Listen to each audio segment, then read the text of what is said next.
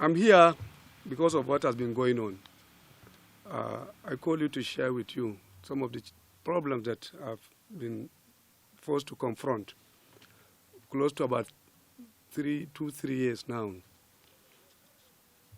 As far back as 2019, fake news started circulating, especially within the social media cycle, that it was said, purported, that I said some people, especially powerful people in Nigeria, were responsible for the creation, or is it, establishment of so-called bandits and other criminals in our country with a political intention to cause problems in our country. It was fake news. And in July 2019, that was the first time I got to know about it. I came up with a very strong denial through my Twitter handle. I denied completely. I said, this is something pure fabrication that had no basis, no quotation, nowhere I ever granted any interview, nowhere I even had any, whether it was a media interaction or any write-up or any lecture anywhere.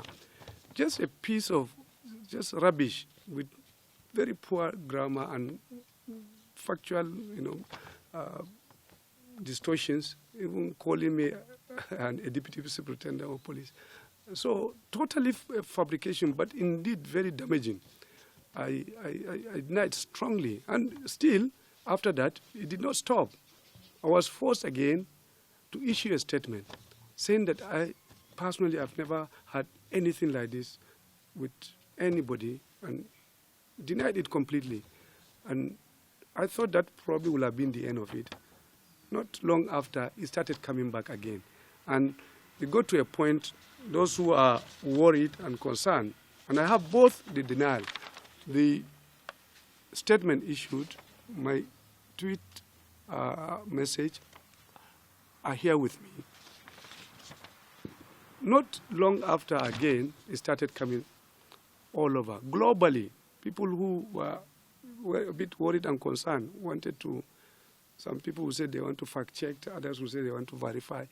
I responded, I continue to respond on this one every single day. And I've called to talk to you to deny in the strongest term and sent a message to everybody to disregard. It's not fair, it's not just, it's evil.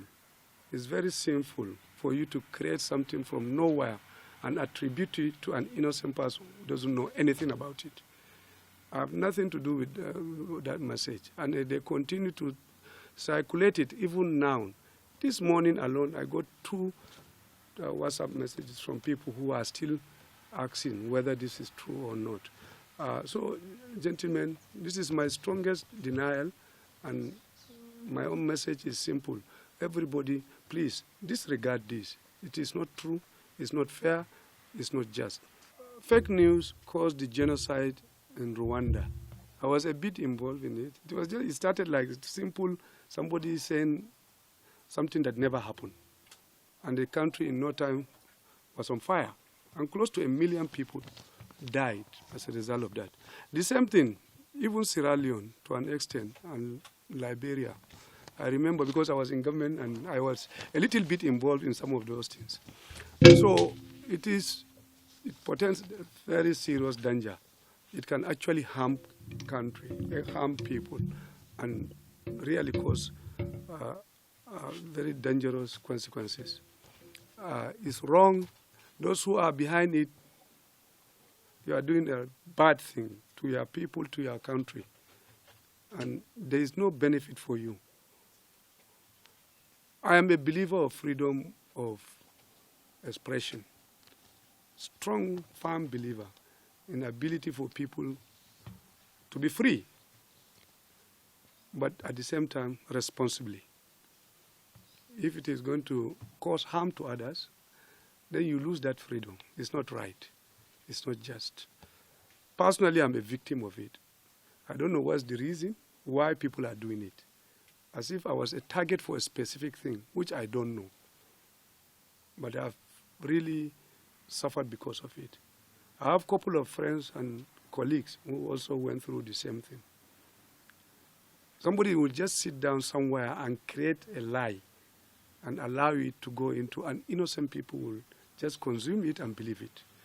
And a lot of people will go on to act on it, and it causes a lot of damage. I personally made a complaint when the second time, when I issued my second denial.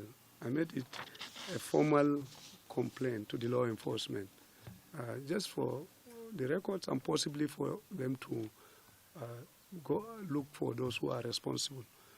That is the duty of the state.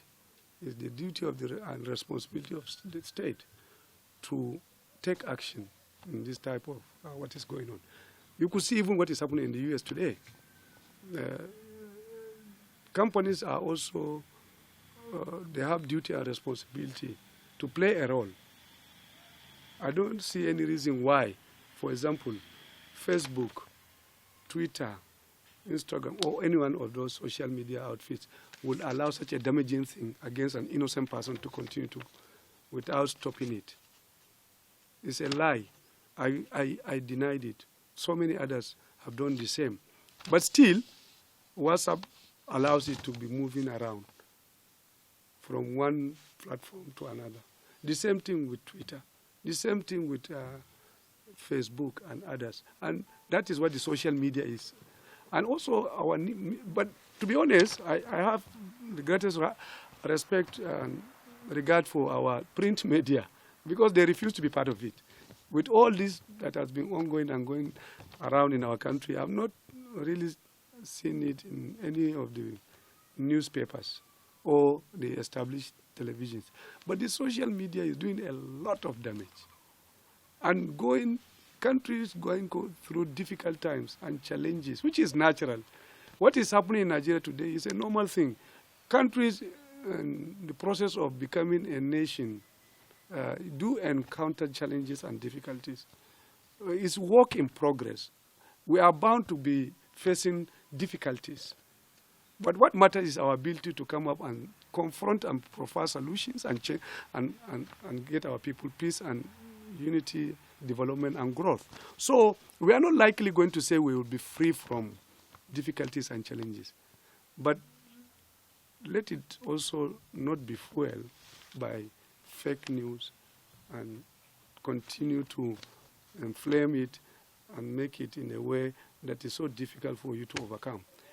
Social media today is responsible, partly with what is going on in our country, trying to promote things that are not true, creating division in our country based on space, land, regions, ethnicity, religion, and so on and so forth. They are not being fair to us. And I think government has a duty and responsibility to take action. Nobody else can do it. We private citizens, we have limited capacity to take action. Government. So do you think your political detractors may be at work also? To be honest, I don't know. I really can't know who exactly is, but whoever is being very unfair to me, unjust to me, and he has hurt me a lot, unfairly, whoever it is. So, but I think the owners of these social media companies should do something about it. Innocent people are being made to suffer. And it's not fair, it's not just, and it's not right. So combination of government and the companies can do something. And also media. Media do have a strong position to fight it. Because good media will have to fight bad media. It's the duty of the established media to also not allow it to continue, not to encourage it, to identify it. The thing I was expecting is, which probably maybe for the first time, you established media, you are asking me about it. it ought to have been a long time ago to fact-check. No, we've seen this thing. Are you the author? I'm just saying that maybe Arise will give me, will challenge me. Or Daily Trust.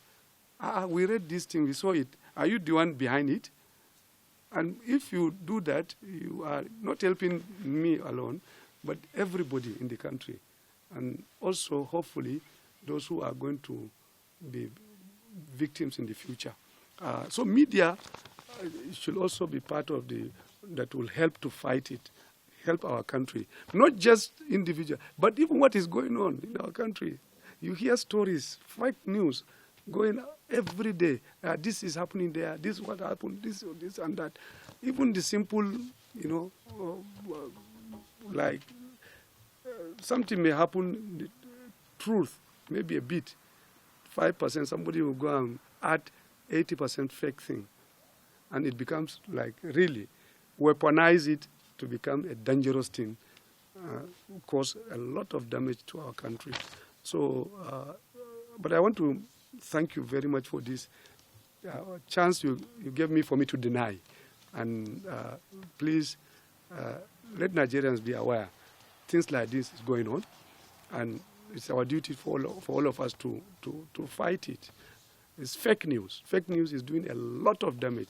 It has caused havoc in many countries. It caused people to die. I was in Rwanda. I saw what happened immediate after the pogrom, the genocide.